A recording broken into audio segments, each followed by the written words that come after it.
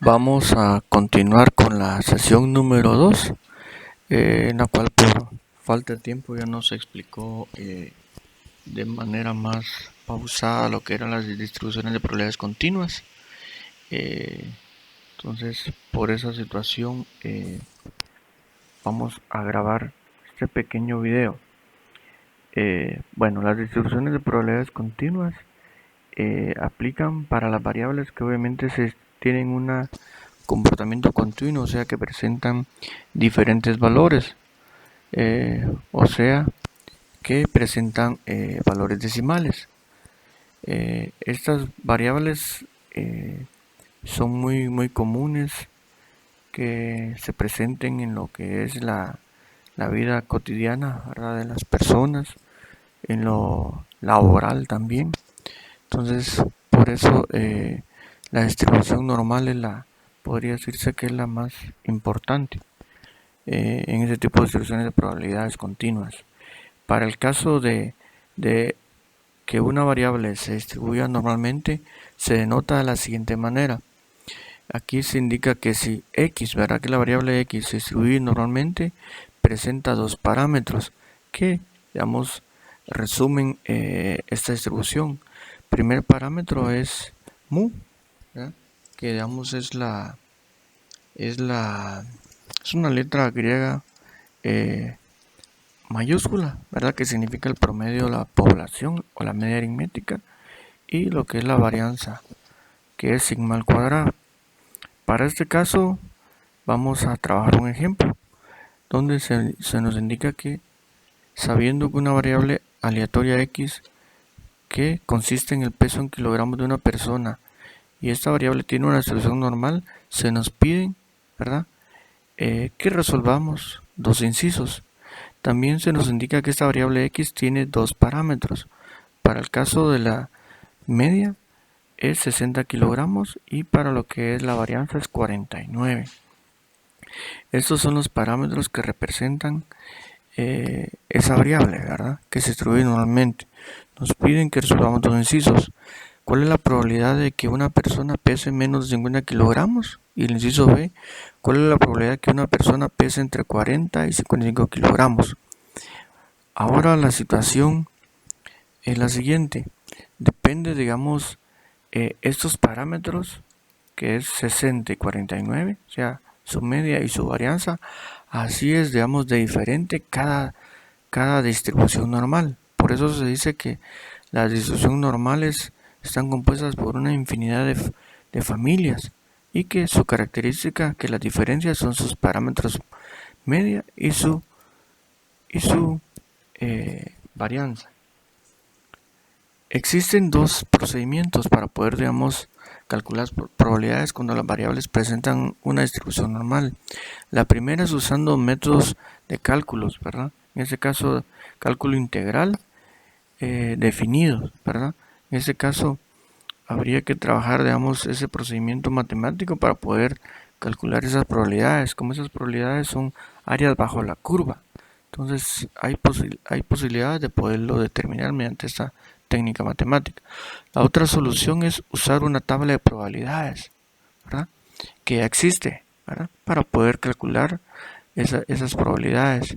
Pero al querer usar la tabla de probabilidades tenemos otro problema, que esta tabla de probabilidades se aplica solamente para un tipo de distribución de probabilidad normal, que tiene como parámetro que la media aritmética es igual a 0 y la varianza es igual a 1. Esta distribución de probabilidades se conoce como la distribución normal estándar.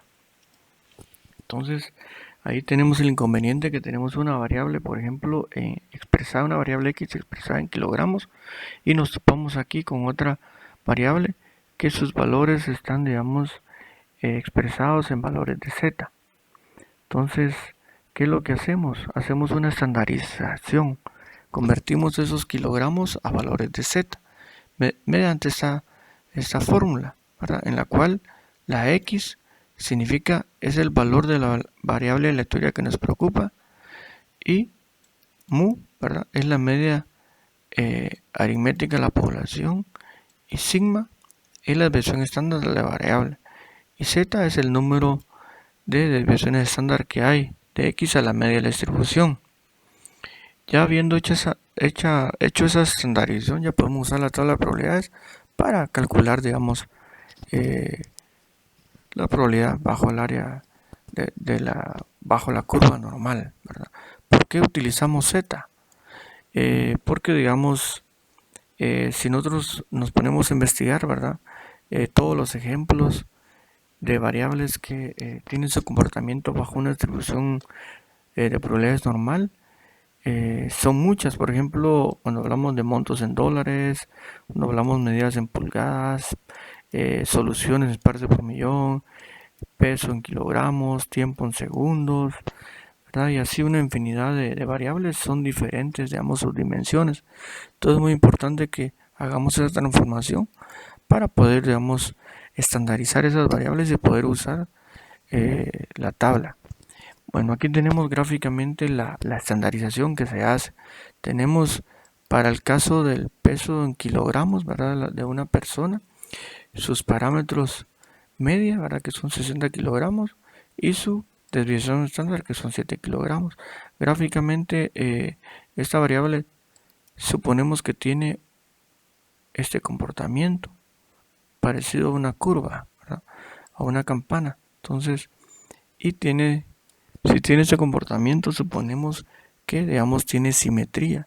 De este lado tenemos el 0.5 de área o de probabilidad, y del lado derecho tenemos el otro 0.5. La parte central de la curva, digamos, aquí se ubica exactamente lo que es la media, y la desviación estándar está distribuida, ¿verdad? Bajo la curva, ¿verdad? Podemos ver aquí que cada 7 desviaciones estándar, ¿verdad? Aquí para el lado izquierdo se van reduciendo. Aquí están los valores menores y aquí están los valores mayores con respecto a la media.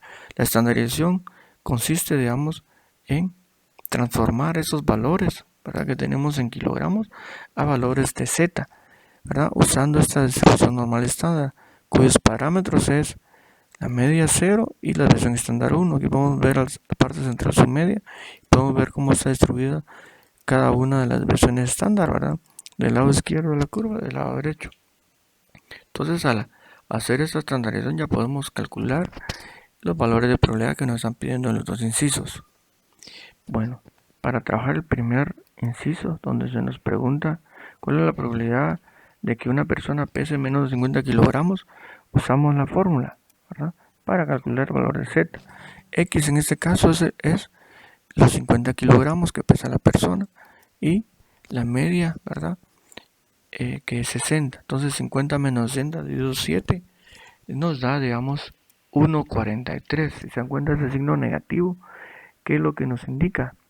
Que, digamos, el valor que estamos trabajando, ¿verdad?, de X es menor o está al lado izquierdo de la media. Eso es lo que significa. Ahora lo que vamos a hacer es buscar en la tabla de distribución normal estándar este valor de Z a qué probabilidad o a qué área bajo la curva corresponde. Entonces nos venimos, cuando entramos ya aquí en la tabla, se convierte en valor absoluto los valores de Z. En este caso buscamos los valores de Z.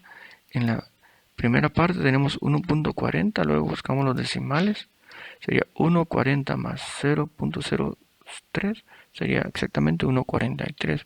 Y hacemos conseguir aquí el valor, en este caso el área bajo la curva, cuando el valor de Z es 1.43.042.36.4, ¿verdad? Entonces hay otra cuestión muy importante que hay que tomar en cuenta. Aquí en la parte superior de la tabla nos indica de dónde a dónde está calculando el área bajo la curva, ¿verdad? Aquí está calculando de 0 a Z, ¿verdad? Eso lo hace lo calcula del lado derecho, y también por simetría lo hace del lado izquierdo. Tenemos esta área, ahora depende de qué lado estamos trabajando. En este caso, como estamos trabajando al lado izquierdo, el área que nos da es de este lado. El valor de Z lo tenemos hasta aquí. Entonces tenemos que 0.4236 aproximadamente. Esto es el área A. Pero ¿cuál es la pregunta? ¿Verdad? Si nos damos cuenta, la tabla está trabajando de aquí el centro para acá, pero no es esa área la que nos están pidiendo esta otra, ¿verdad? O sea, valores menores de 50. Entonces de aquí del centro para acá tendríamos valores de entre 50 y 60. Entonces, ¿cómo podemos sacar esa área rosada aquí?